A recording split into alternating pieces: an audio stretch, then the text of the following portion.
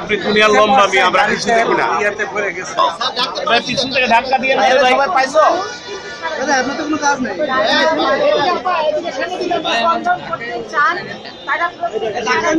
বাংলাদেশের মানুষ সারা দিন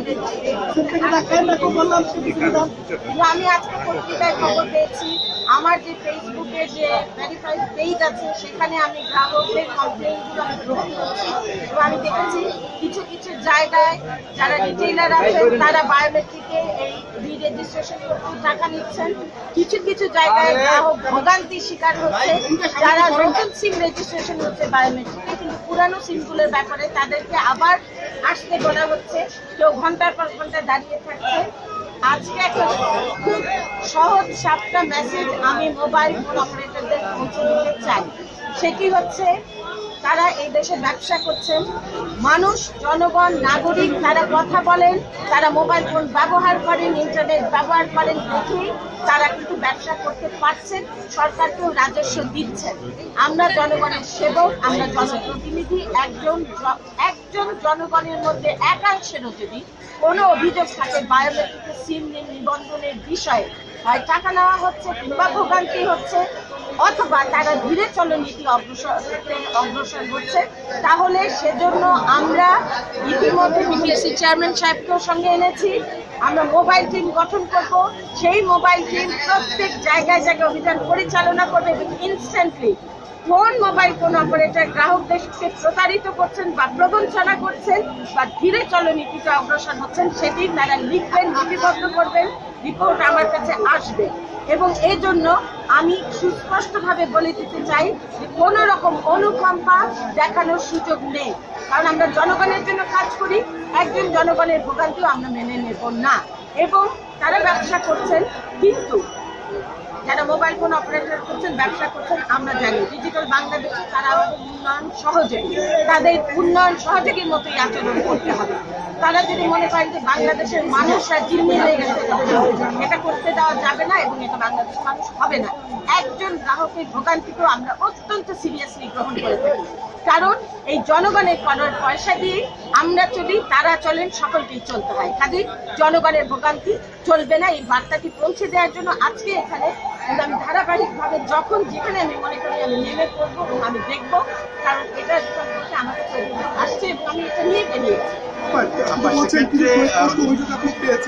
সেই বিষয়ে কি করছেন? আপনি তো সতর্ক করে দিলেন, কিছু অভিযোগ তো আপনার কাছে এসেছে। সেক্ষেত্রে আপনি অপারেটরদের আপনাদের কথা বলছেন,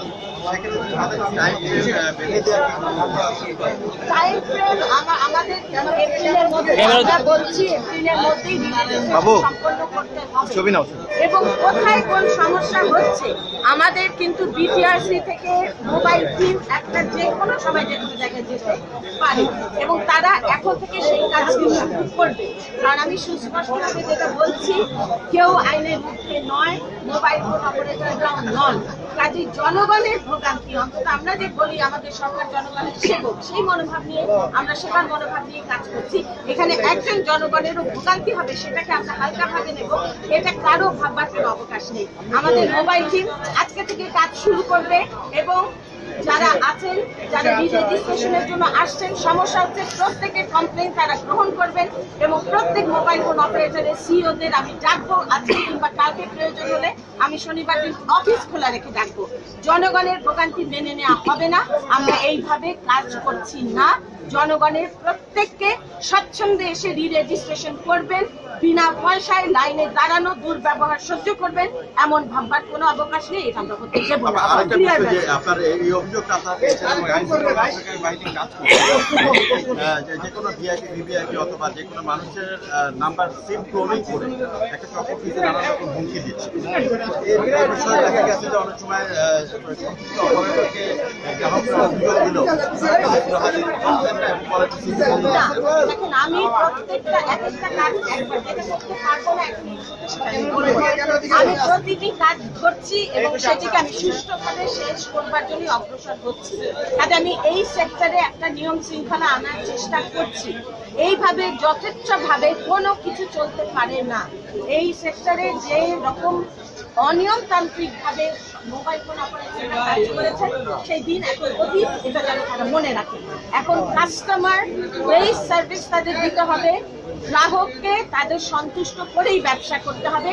এই জিনিসটাকে আমি এখন প্রাধান্য দিচ্ছি, এটাকেই আমি এখন আপাতত সলভ করতে চাই। তারপরে আমি আরেকটা দ্বিতীয় বিষয়ে অগ্রসর হব। হ্যাঁ, না, আমাদের কিন্তু মোবাইল টিম ইতিমধ্যে টিম আছে, তারা বিভিন্ন কাজ করে, যেমন নকল মোবাইল সেটগুলো জব্দ করছে কিংবা এই যে বাজারে অনিবন্ধিত সিম পাওয়া গেলে সেগুলো জব্দ করে, অবৈধ ভিআইপি অভিযান করে।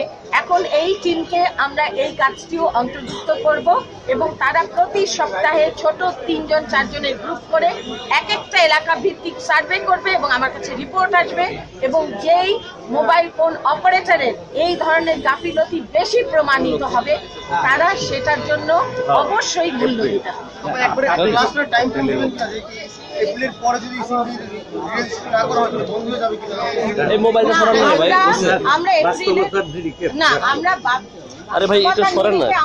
এপ্রিল পর্যন্ত সময় নির্ধারণ করে দিয়েছি।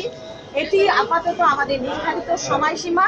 তারপরে কিন্তু ক্রমান্বয়ে আমরা সিমগুলোকে কখনো 1 ঘন্টা বন্ধ রাখবো, কখনো 2 ঘন্টা বন্ধ রেখে আমরা তাদের বার্তা পৌঁছাবো যে আপনার সিমটিকে অবশ্যই আপনার রি-রেজিস্ট্রেশন করতে হবে, এই বার্তাটি পৌঁছে দেবো এবং তারপরে তারা যথারীতি রি-রেজিস্ট্রেশন করবে। সেটি একটা নির্ধারিত সময়ের পরে পরে বন্ধ, তারপরে 1 দিন বন্ধ থাকবে, তারপর 3-4 দিন পরে আবার 2 দিন বন্ধ থাকবে। এইভাবে তাদের কাছে বার্তাটি চলবে। আজকে শুনেন, আমি যে এখানকার ওখানে গ্রামীণ ফোনের যে কেয়ার সেন্টার আছে, মানুষের সঙ্গে দুর্ব্যবহার করছে, মানুষ এসব দাঁড়িয়ে আছে, রি-রেজিস্ট্রেশন করা হচ্ছে না, রেজিস্ট্রেশন করা হচ্ছে। সবাই যেন মনে করে যে কোথায় কি ফাঁক আছে, এটা বোঝার মতো বুদ্ধিমত্তা আমাদের এবং আমার আছে। তো কাজেই আমরা এটা বুঝতে পেরেছি যে হঠাৎ করে এতদিন এত সুশৃঙ্খল ভাবে লোকজন দাঁড়িয়ে থেকে রি-রেজিস্ট্রেশন করতে পারেনি, আজকে সেখানে সকাল থেকে মানুষকে এত সুন্দরভাবে রি-রেজিস্ট্রেশন করা হচ্ছে।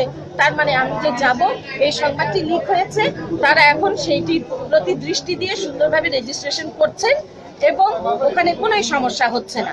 তো বার্তাটি খুব সহজ যে আমি যাব, এটা তারা বুঝতে পেরেছেন। কাজে আমি যেখানে যাব না ভাবছেন সেগুলো জায়গায় যেতে হবে, যেমন ওখানে আমি যাব এটা জানেন না, ওখানে যাব।